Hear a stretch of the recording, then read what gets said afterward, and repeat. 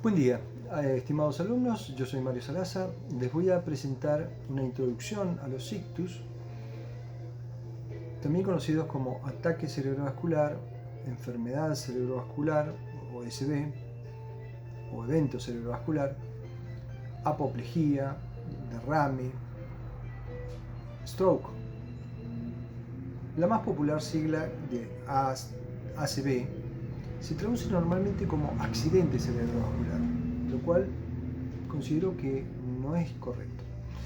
Es mejor interpretarla como un ataque cerebrovascular, ya que estas patologías no son fortuitas, no son accidentales. Es decir, el paciente tiene una responsabilidad de su conducta alimentaria, el sedentarismo, lo lleva a aumentar sus factores de riesgo, que ellos pueden ser no modificables, como el sexo, la raza, la edad, pero son muy importantes los modificables. El sedentarismo, la obesidad, que llevan a la hipertensión arterial, a las arritmias, a la diabetes, dislipidemias, el tabaquismo. Para evidenciar la frecuencia con que en el ámbito académico se utilizan los distintos términos, los invito a buscar en el meta buscador de PubMed los diferentes términos y sacar sus propias conclusiones. Comenzamos. En la diapositiva 2 les muestro un gráfico de cómo la población ha aumentado su expectativa de vida, modificando la prevalencia de las enfermedades y generando la aparición de nuevas enfermedades. Observen la evolución de Chile, que a principios del siglo pasado tenía una expectativa de vida cercana a los 30 años. Enfermedades como la diabetes tipo 2, hace muchos siglos era probablemente poco conocida, de poca importancia epidemiológica, y no solo por la corta expectativa de vida, sino por los hábitos alimentarios, la escasez o baja disponibilidad de comida y la rareza del sedentarismo.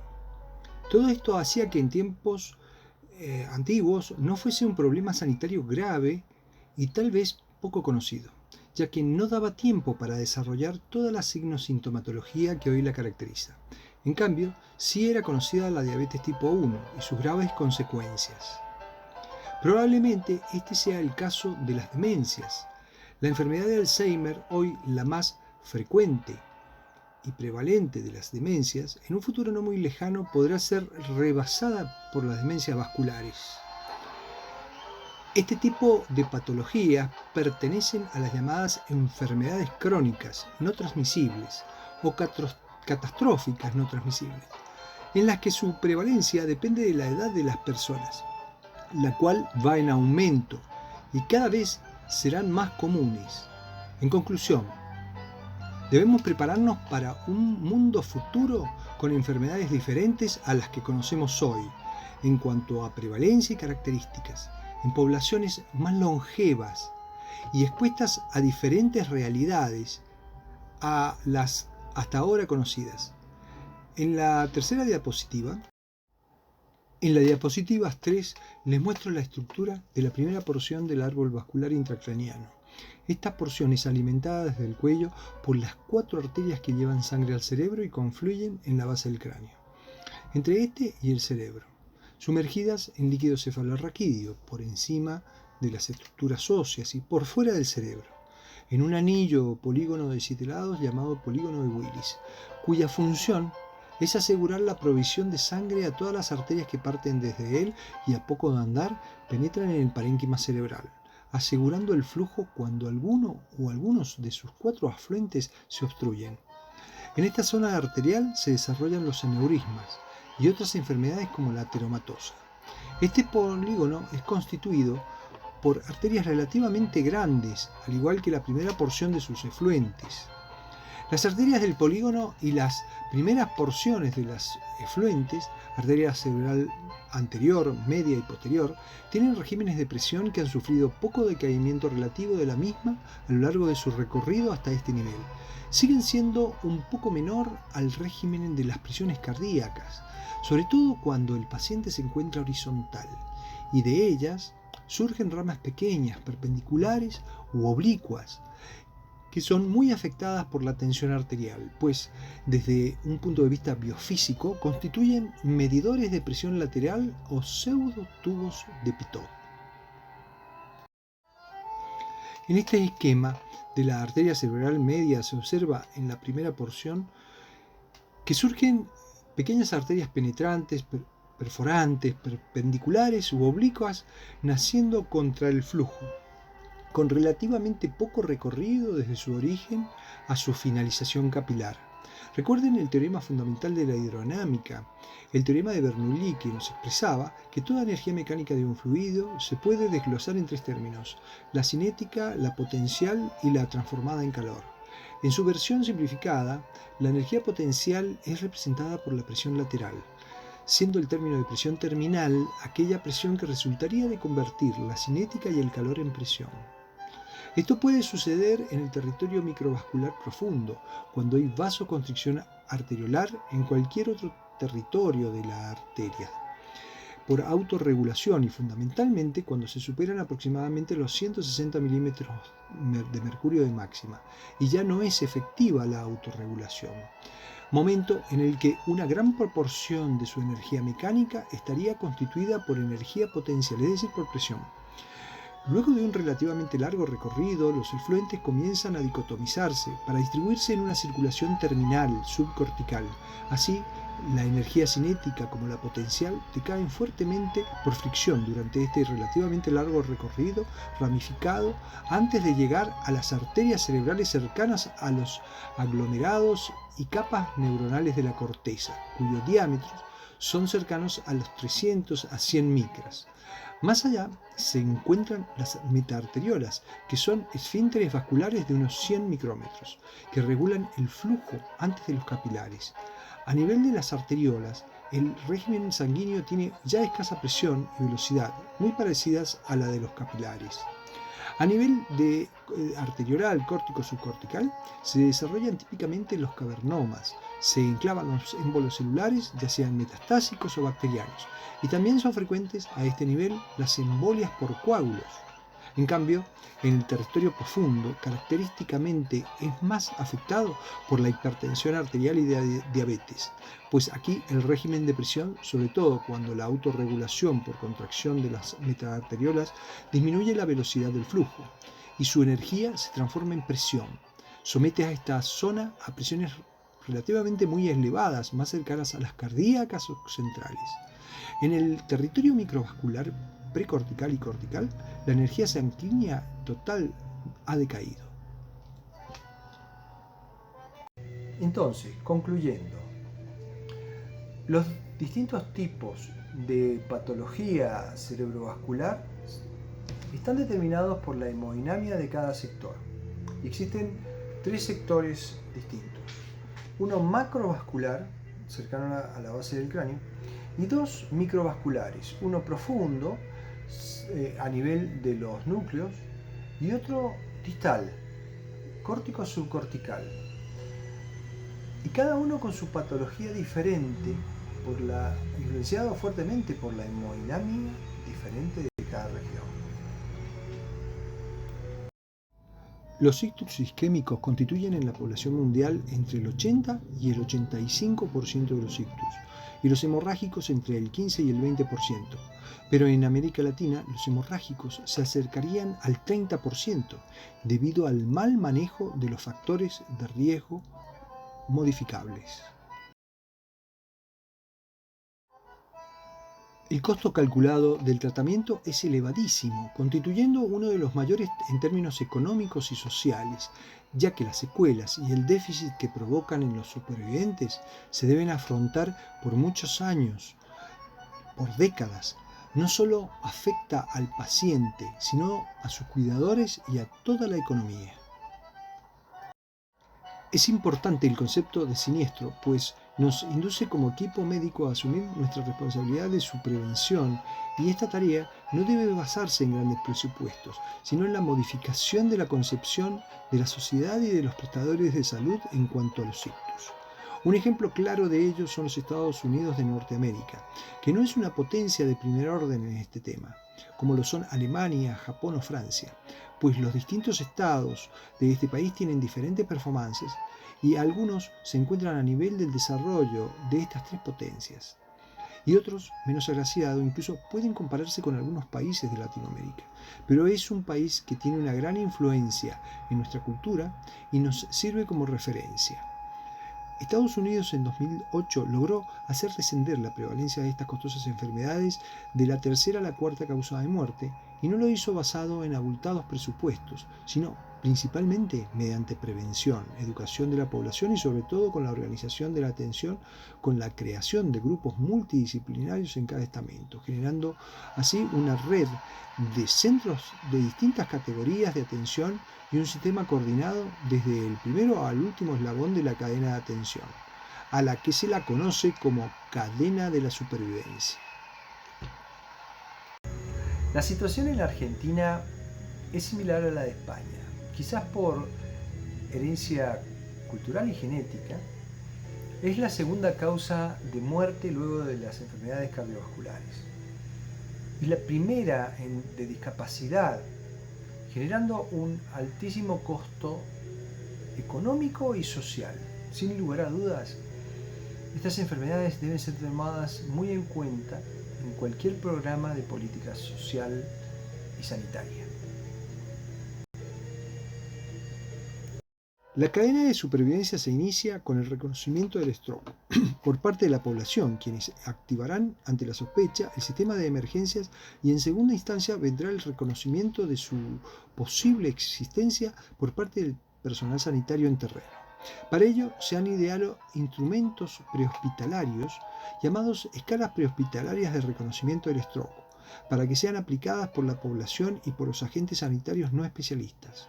Han surgido así varias de ellas, algunas muy simples, fáciles de aprender y de aplicar, avaladas por una inmensa estadística como la FAST o la escala de Cincinnati, y otras como la escala de Los Ángeles, que en su pretensión de exquisitez se vuelven complejas y pierden eficacia para este objetivo prehospitalario y poblacional inicial. Si han sido pensadas para lograr que la población las conozca, un médico generalista no las puede desconocer. Si aprenden estas escalas elementales, no solo que alcanzarán el nivel de conocimiento deseado de la población general, sino que también seguramente no las olvidarán jamás y podrán evocarlas y ocuparlas por el resto de su vida, en cualquier contexto. Ellas no serán exigidas en el examen final de esta materia, no se les preguntarán. Son tan elementales que no hace falta que sean evaluadas en este curso. Nuestro objetivo primario es lograr que la población identifique la presencia posible de un stroke. Obviamente, también los médicos, y para ello se requiere un sistema que sea fácilmente comprendido hasta por la menos dotada de las personas. Los médicos debemos ser agentes de difusión de su reconocimiento sobre todas las más simples para el reconocimiento del stroke, comenzando con nuestras familias, amigos, parientes, conocidos y pacientes. Y mal lo haremos si seguimos llamando los accidentes, induciéndolos a no asumir la responsabilidad de su conducta. Debemos lograr lo que ya está instalado en el ideario popular sobre lo cardíaco. Es decir, al igual que el concepto de que todo dolor de pecho es un infarto hasta que no se demuestre lo contrario, tenemos que lograr que la gente común, ante un foco neurológico agudo de estas características, lo considere una amenaza de muerte o invalidez y debe actuar como si fuera un stroke, aunque al final del proceso se descarte esta hipótesis. El problema que tenemos es que el infarto se asocia a sensación de muerte, al igual que el vértigo, pero esta sensación no está presente en la mayoría de los ictus por su falta de relación directa con centros primitivos. Se debe hacer comprender a todos los individuos que un foco neurológico agudo, por muy leve que parezca, no sabemos cómo evolucionará, si es el pródromo de una extensión mortal o invalidante, y debe ser evaluado sin demoras para descartar un stroke desde su inicio. Muy bien, acá se muestra un esbozo de los resultados de la enorme estadística que avala el FAST como método o instrumento para definir la sospecha de un ictus en el terreno, a cargo de la población general o de los médicos de primera atención. Y no se trata de presupuesto, como se lo muestro en la siguiente diapositiva. Educar a la población no es una tarea fácil. Por ejemplo, Estados Unidos han logrado que solo la mitad de la población llame al 911 y activa el sistema de emergencias ante un foco neurológico agudo. Se puede decir que por ahora han fracasado en este aspecto, pese a que cuentan con toda la tecnología y el presupuesto para asegurar el servicio, lo que demuestra que no se trata de dinero, sino de educación y organización. Este objetivo aún no alcanzado por Estados Unidos sí lo han logrado países menos ricos, pero con mayor organización social. Se ha demostrado que utilizar los servicios de emergencias es mucho más eficiente y se ha llamado cadena de supervivencia a la sucesión de etapas en la atención de estas emergencias, donde cada eslabón se encuentra perfectamente definido en tiempo y forma, ya que es prioritario asegurar el inicio del tratamiento preferentemente antes de las 3 horas. Vamos a suponer que cada uno de ustedes es un médico de ambulancia y son convocados a asistir un código rojo. El operador les informa que hay una persona, no importa su edad, con trastorno de conciencia y que presentó una probable caída quedando en el suelo. Respira, pero no se mueve, ni abre los ojos. Tampoco responde a los llamados, según informa el familiar que la encontró. Cuando arriban, ¿qué es lo primero que deben observar? ¿La cara del familiar? ¿Si mueve las extremidades? ¿Si hay sangre? No, pues aquellos que pensaron correctamente observarían antes que nada la forma de respirar e inmediatamente deben comenzar con el protocolo de valoración primaria, A, B, C, D, E. En el A deben asegurar la vía aérea, en el B la evaluación de la ventilación y la hematosis, en el C la función cardiovascular. Luego en D, evaluación neurológica, aplicando la escala de Glasgow. Por último, el E, exponiendo todas las zonas afectadas, examinando todo el cuerpo, palpando, sin olvidar evaluar todos los orificios. En este caso, especial atención en los orificios craneanos, boca, narinas, conductos auriculares externos. Este examen debe hacerse analizando la mecánica del trauma, si hay evidencias de derrumbe del paciente en etapas o ha sido una caída en un solo tiempo, evaluando el primer sitio corporal de impacto. Su objetivo general debe ser determinar el síndrome presente en el paciente. En este caso, si encuentran además del trastorno de conciencia, un foco neurológico. Actuar siempre como si fuera un ictus. En este punto les ayudará a valorar si hay una debilidad de la mitad del rostro, de un miembro o un trastorno al hablar. Y no olvidar el tiempo transcurrido desde que se inició el proceso, es decir, el FAST. No pueden saber con el examen clínico si se trata de un ictus y menos si es isquémico hemorrágico. Aunque se pueda sospechar, jamás se puede tener certeza, y esto lo vamos a demostrar más adelante. Siempre con el concepto de adorar lo simple, no debemos dejarnos influenciar por nuestra tendencia cultural de ser admiradores de las exquisiteces y tenemos que focalizarnos en lo básico. Casi no hay acto médico que no deba iniciarse sino antes de valorar lo más importante, lo más simple, los signos vitales, frecuencia respiratoria, saturación de oxígeno, frecuencia cardíaca, tensión arterial y temperatura. Un ejemplo de acto médico abstracto es el psicoanálisis, que es el paradigma del acto médico exclusivamente intelectual, sin contacto físico con el paciente. En este caso, el médico psicoanalista no debe iniciar la sesión con un paciente en el que se sospeche fiebre o disnea, o si lo ve pálido o sudoroso, pues su evaluación no tendrá rigor científico, sin ser necesario explicarles su necesidad de muchos otros escenarios médicos. En el caso de los ictus, debe valorarse sobre todo la concentración de oxígeno, colocando 2 vías endovenosas con solución fisiológica y dosaje de glucosa. Otras valoraciones pueden posponerse y aplicarse según el caso. No es necesario medir estas variables de manera rigurosa, atendiendo a la frase que el tiempo es cerebro. En ocasiones, alcanza con estimarlas en un primer momento y luego medirlas, por ejemplo, en el traslado. Todo se va haciendo en simultáneo con otras actividades. Mientras uno hace la valoración primaria, el enfermero asistente puede dosar oximetría y colocar vías. La importancia de colocar dos accesos venosos es que estos sirven para poder tener un medio seguro para administrar medicación y podamos actuar en el paciente.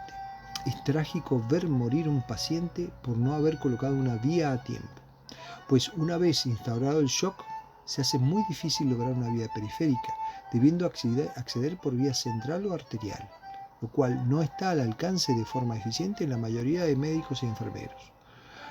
¿Son necesarias dos vías? Pues ante la oclusión de una o su pérdida por arrancamiento debemos tener otra opción.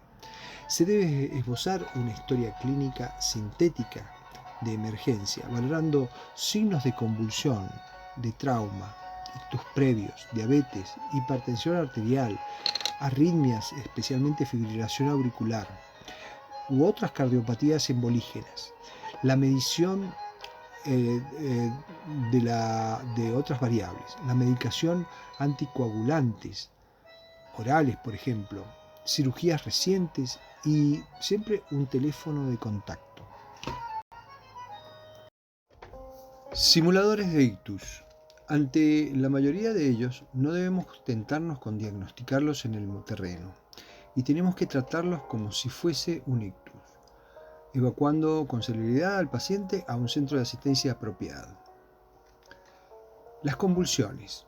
Aun cuando el paciente sea un epiléptico conocido, con medicación habitual, si tiene un foco neurológico agudo, debe tratarse, pues es un grupo de pacientes con un aumento de la tasa de ictus y viceversa. El diagnóstico de convulsión con foco neurológico residual, es decir, una parálisis o una paresia de TUT, debe hacerse con evaluación especializada, analítica, electrocardiograma e imágenes. No solo para descartar ictus, sino también para evaluar la causa de la descompensación epiléptica, que puede ser un trastorno iónico, un proceso infeccioso, anémico, gastrointestinal con mala absorción de la medicación, etc. Es decir, debe trasladarse a un centro apropiado. La migraña complicada o acompañada. De la misma manera, una migraña que se asocia con foco neurológico agudo debe ser diagnosticada y reevaluada en centros apropiados. También tiene una tasa de ictus mayor que la de la población sana. El síndrome conversivo. Quizás el diagnóstico más abusado en el terreno. Debemos recapacitar que nuestra tendencia al pensamiento mágico, que nos tiende a llevar a simplificar las explicaciones, al reduccionismo y a manejarnos con pocos diagnósticos diferenciales, generalmente los más prevalentes, y la tendencia a colocar en una misma categoría a todo aquello que no encaja en estas patologías prevalentes, que habitualmente es la categoría de la histeria. Es muy triste encontrar pacientes que luego de haber sido mal evaluados en reiteradas oportunidades, acusándolos de histéricos y mañosos, enviándolos de vuelta al domicilio y rotulándolos como conversivos, descubrimos que tienen un tumor o un ictus. El síndrome conversivo es una eventualidad rara en la que el paciente no es consciente del origen psicógeno de su dolencia y lo vive como algo real. Personalmente, nunca hago ese diagnóstico. Ante su posibilidad, lo derivo a un psiquiatra. Prefiero asumir que no puedo conocer la causa de la afección y me limito a descartar las causas graves y urgentes. Otro síndrome que sí puede ser más común es la simulación con un fin ganancial. Y en este caso, siempre existe una base patológica de la psiquis de una persona que moviliza a sus familiares y al equipo médico sin una verdadera razón física, aunque sea psicológica. La hiperglucemia. Tanto la hipo como la hiperglucemia pueden simular un ictus generando un foco neurológico agudo o subagudo, o bien favorecerlo en el transcurso del tiempo. No debe cometerse el error de tratar una hiperglucemia y menos con un foco neurológico agudo en el domicilio, pues si es diabético conocido con diabetes descompensada, se lo debe estudiar y tratar en un centro médico. Probablemente se le deberá colocar insulina y buscar la causa de la descompensación. Jamás se debe tratar en domicilio, pues si no ha tenido un verdadero ictus, en las próximas horas o días puede tenerlo si su glucemia no se estabiliza.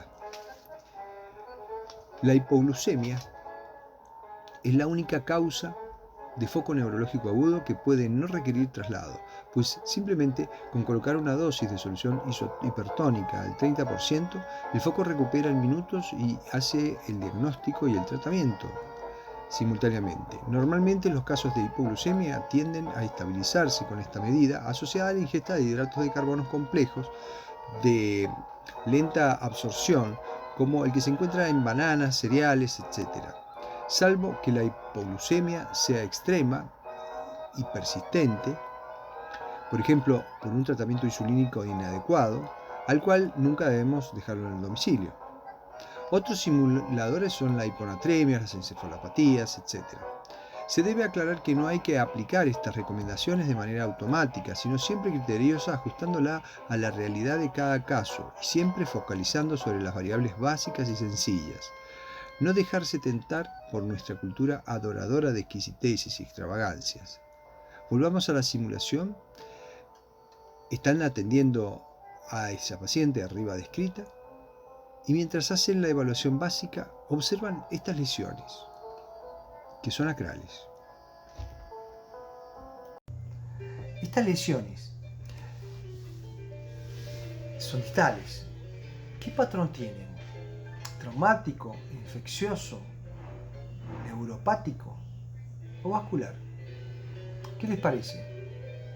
También tiene estas lesiones acrales que les muestro en la otra diapositiva. ¿Cuál es su diagnóstico presuntivo? Estas lesiones son compatibles con embolizaciones bacterianas en el marco de una endocarditis bacteriana, y si hay un foco neurológico, es lógico pensar en la posibilidad de que existan émbolos cerebrales que hayan causado el déficit agudo. Pero hemos caído en la trampa. Nos hemos distraído en signos que no nos sirven en este momento. No es relevante, pues somos impotentes ante este diagnóstico en este escenario. ¿Qué podemos hacer en el terreno? Pues nada, no podemos deducir el sitio de origen de la bacteriemia y menos entablar un tratamiento empírico.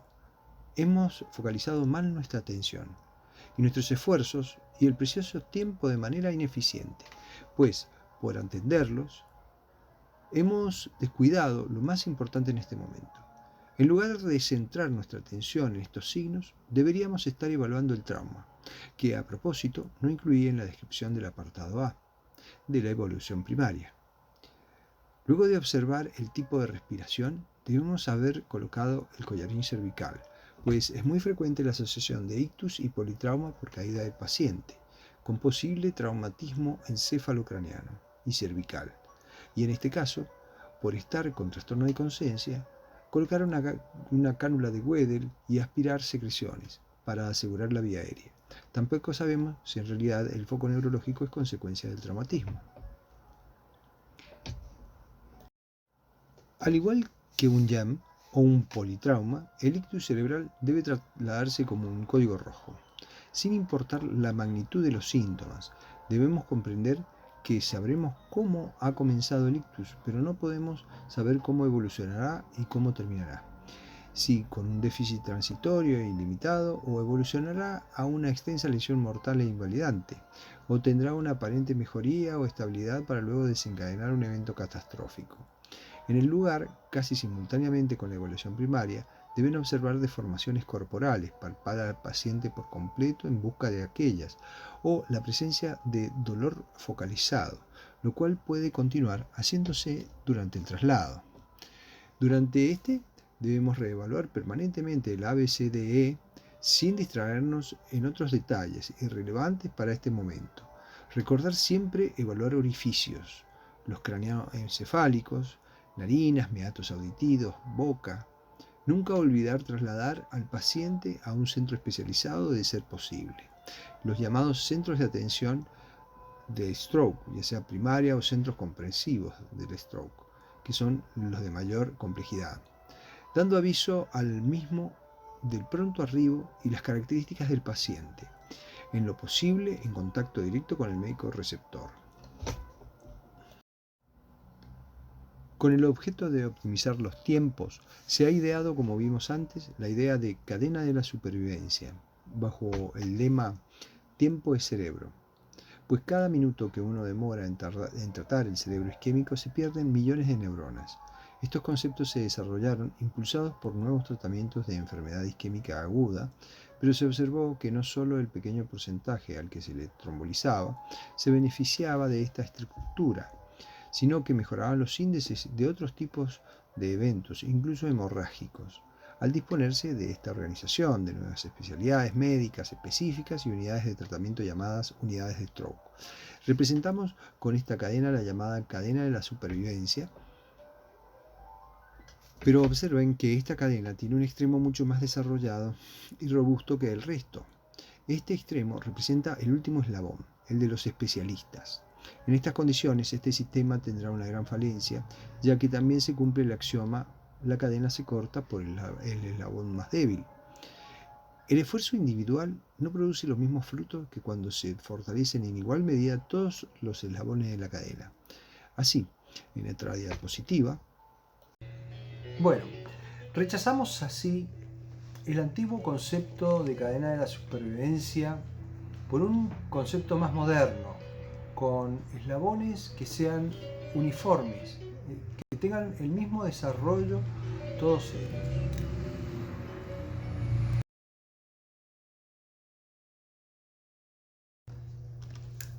Representamos en esta diapositiva ese concepto más moderno de cadena con un desarrollo uniforme de todos sus eslabones, lo cual requiere un esfuerzo por parte de los especialistas en fomentar la comunicación, el adiestramiento y el desarrollo de otros sectores, sobre todo la comunicación con la población general.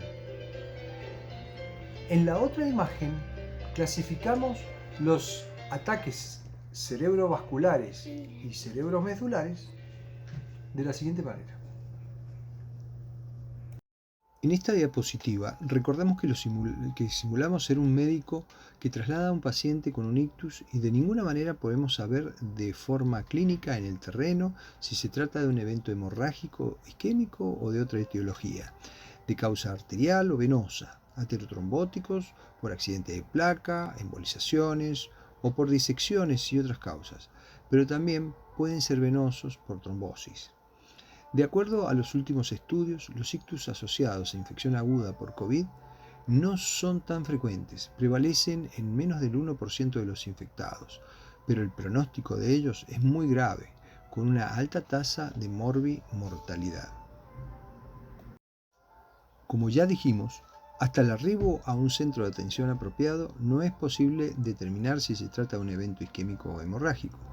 En la era pretomográfica se infería con gran imprecisión la causa, salvo si se evidencia en el fondo de ojos una hemorragia subhialoidea, signos que es patognomónico de una hemorragia subaracnoidea, llamado síndrome de Terson, o mediante una punción lumbar que demostrara la presencia de sangre descantada en el sitio más declive del neuroeje.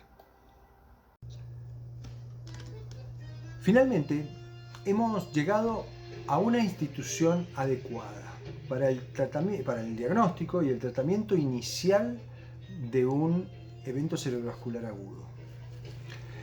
Dejaremos de fingir el papel del médico de ambulancia para ahora asumir el rol de un médico de guardia, un médico receptor en la institución.